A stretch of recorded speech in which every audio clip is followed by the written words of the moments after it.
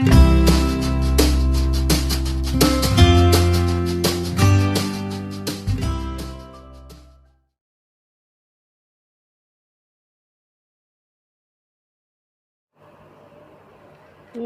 बच्चों, आप सबका सरिता हिंदी क्लासेस में स्वागत है। आज मैं आपको पढ़ाने वाले हूँ यशपाल जी द्वारा रचित लखनवी अंदाज। मुफस्सिल की पैसेंजर ट्रेन चल पड़ने के लिए उतावली में पुकार रही थी। आराम से सेकंड क्लास में जाने के लिए दाम अधिक लगते हैं। दूर तो जाना नहीं था, भीड़ से बचकर एकांत में नई कहानी के संबंध में सोच सकने और खिड़की से प्राकृतिक दृश्य देखने के लिए टिकट सेकंड क्लास का ही ले लिया। गाड़ी छूट रही थी। सेकंड क्लास के एक डिब्बे को खाली समझकर जरा दौड़कर उसमें चढ़ गए। अनुमान के प्रतिकूल डिब्बा निर्जन नहीं था। एक बर्थ पर लखनऊ की नवाबी नस्ल के एक सफ़ेदपोश सज्जन बहुत सुविधा से पालथी मारे बैठे थे। सामने 2 ताजे चिकने खीरे तौलिए पर रखे थे। डिब्बे में हमारे सहसा कूद जाने से सज्जन की आंखों में एकांत चिंतन में विघ्न का असंतोष दिखाई दिया। सोचा, हो सकता है यह भी कहानी के लिए सूझ की चिंता में हो, यह खीरे जैसे अपदार्थ वस्तु का शौक करते देख जाने के संकोच में हो। नवाब साहब ने संगति के लिए उत्साह नहीं दिखाया। हमने भी उनके सामने की बर्थ पर बैठकर आत्मसम्मान में आंखें चुरा ली। खाली बैठे कल्पना करते रहने की पुरानी आदत है। नवाब साहब की असुविधा और संकोच के कारण का अनुमान करने लगे। यहाँ पे क्या कह रहे हैं, लेखक कह रहा है कि जो मुफस्सिल की पैसेंजर ट्रेन थी वो चल पड़ी थी, आवाज़ दे रही थी चलने के लिए, और इन्हें ज़्यादा दूर तो जाना नहीं था। इसलिए उन्होंने सोचा सेकंड क्लास में ही बैठ लेते हैं और वहीं पर बैठकर एकांत में नई कहानी के संबंध में सोच लूँगा। खिड़की से प्राकृतिक दृश्य देखता रहूँगा। प्राकृतिक दृश्य देखता रहूँगा। गाड़ी तो छूट रही थी, इसलिए जल्दबाजी में सेकंड क्लास के एक डिब्बे में को खाली समझकर वो चढ़ गए। वहाँ देखा तो एक लखनऊ की नवाबी नस्ल के सफ़ेदपोश सज्जन बैठे हुए थे पालथी मारे। सामने उन्होंने 2 ताजे चिकने खीरे तौलिए पर रखे हुए थे। डिब्बे में हमारे सहसा कूद जाने से सज्जन की आंखों में असंतोष दिखाई दिया। यह भी कहानी के लिए सूझ की चिंता में हो, ऐसा वो सोच रहे थे। कौन सोच रहा था? लेखक सोच रहा था। नवाब सामने उन संगति के लिए कोई उत्साह नहीं दिखाया। तब लेखक ने भी कोई उत्साह नहीं दिखाया। खाली बैठे कल्पना करते रहने की पुरानी आदत है। नवाब साहब की असुविधा और संकोच के कारण का अनुमान करने लगे।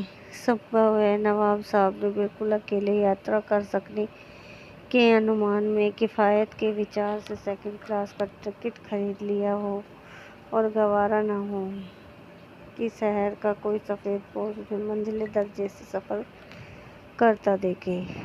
अकेले सफ़र का वक्त काटने के लिए खीरे खरीदे होंगे। अब वो किसी सफ़ेदपोश के सामने खीरा कैसे खाएं? हम कनखियों से नवाब साहब की ओर देख रहे थे। नवाब साहब कुछ देरी गाड़ी की खिड़की से बाहर देखकर उस स्थिति पर गौर करते हैं। ओह! नवाब साहब ने सहसा हमें संबोधन किया। आदाब अर्ज जनाब, खीरे का शौक फरमाएंगे? नवाब साहब का सहसा भाव परिवर्तन हमें अच्छा नहीं लगा। भाप लिया, आप शराफत का गुमान रखने के लिए हमें भी मामूली लोगों की हरकत में लथेर लेना चाहते हैं। जवाब दिया, शुक्रिया, किबला शौक फरमाए। नवाब साहब ने फिर से एक पल खिड़की से बाहर देखकर गौर किया और दृढ़ निश्चय से खीरों के नीचे रखा तौलिया झाड़कर सामने बिछा लिया।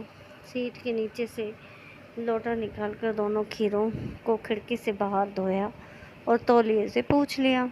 जेब से चाकू निकाला, दोनों खीरों के सिर को काटे और उन्हें गोंद कर झाग निकाला। फिर खीरों को बहुत एहतियात से छीलकर फाकों को करीने से तौलिए पर सजाते गए। लखनऊ स्टेशन पर खीरा बेचने वाले खीरे के इस्तेमाल का तरीका जानते हैं। ग्राहक के लिए जीरा मिला नमक और पिसी हुई लाल मिर्च की पुड़िया भी हाजिर कर देते हैं। नवाब साहब ने बहुत करीने से खीरे की फाकों पर जीरा मिला नमक और लाल मिर्च की सूखी बुरक दी। उनकी प्रत्येक भाव-भंगिमा और जबड़ों के स्फुरण से स्पष्ट था कि उस प्रक्रिया में उनका मुख खीरे के रसास्वादन की कल्पना से प्लावित हो रहा था। हम कनखियों से देख रहे थे। मियाँ रईस बनते हैं, लेकिन लोगों की नज़रों से बच सकने के ख्याल में अपनी असलियत पर उतर आए हैं। नवाब साहब ने फिर एक बार हमारी ओर देख लिया। वल्ला शौक कीजिए, लखनऊ का बालम खीरा है। नमक मिर्च छिड़क दिए जाने से ताजे खीरे की पनियाती फाके देखकर पानी मुंह में जरूर आ रहा था, लेकिन इनकार कर चुके थे। आत्मसम्मान निभाना ही उचित समझा। उत्तर दिया, शुक्रिया, इस वक्त तलब महसूस नहीं हो रही। मैदा भी जरा कमज़ोर है, किबला शौक फरमाइए। नवाब साहब ने सतृष्ण आंखों से नमक मिर्च के संयोग से चमकती खीरे की फाकों की ओर देखा। खिड़की के बाहर देखकर दीर्घ निश्वास लिया। खीरे की एक फाक उठाकर होठों तक ले गई, फाक को सूंघा, स्वाद के आनंद में पलकें मूंद गई।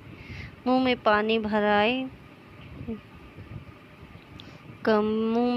भर आए पानी का घूंट गले से उतर गया। तब नवाब साहब ने फाक को खिड़की से बाहर छोड़ दिया। नवाब साहब खीरे की फाकों को नाक के पास ले जाकर वासना से रसास्वादन कर खिड़की के बाहर फेंकते गए। नवाब साहब ने खीरे की सब फाकों को खिड़की से बाहर फेंककर तौलिए से हाथ और होठ पोंछ लिए और गर्व से गुलाबी आंखों से हमारी ओर देख लिया, मानो कह रहे हों, यह है खानदानी रईसों का तरीका। नवाब साहब खीरे की तैयारी और इस्तेमाल से थक कर लेट गए। हमें तस्लीम से में सिर खम कर लेना पड़ा। यह है खानदानी तहजीब, नफासत और नज़ाकत। हम गौर कर रहे थे। खीरा इस्तेमाल करने के इस तरीके की सुगंध और स्वाद की कल्पना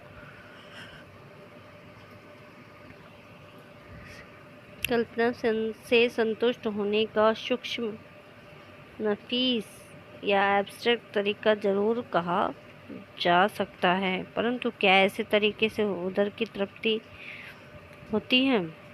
हो सकती है?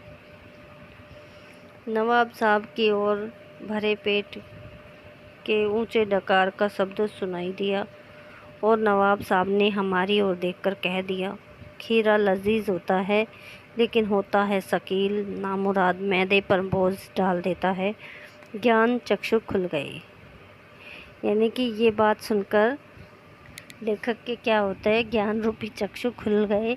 और ये है नई कहानी के लेखक, तो उन्हें ही नई कहानी का लेखक सोच लिया।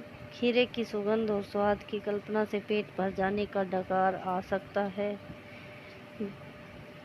तो बिना विचार, घटना और पात्रों के लेखक की इच्छा मात्र से नई कहानी क्यों नहीं बन सकती?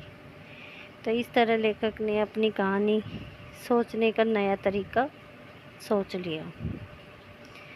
ये थी लखनवी अंदाज, जिसमें एक नवाब साहब का तरीका दिखाया कि वो कैसे खीरा खाते हैं और सुगंध मात्र से ही वो डकार ले लेते हैं। तो ये सब इस कहानी में व्यंग्य स्वरूप दिखाया गया है कि नवाब लोग जो होते हैं वो कितने बनावटीपनी दिखाते हैं, कितनी वास्तविकता से दूर रहते हैं। भला ऐसा भी कभी हो सकता है कि बिना खाए पेट भर जाए? ये सब इस लखनवी अंदाज व्यंग्य में दर्शाया गया है। तो बच्चों, आपको पसंद आया होगा ये चैप्टर। अगर अच्छा लगे तो लाइक शेयर कमेंट करिएगा। Thanks for watching.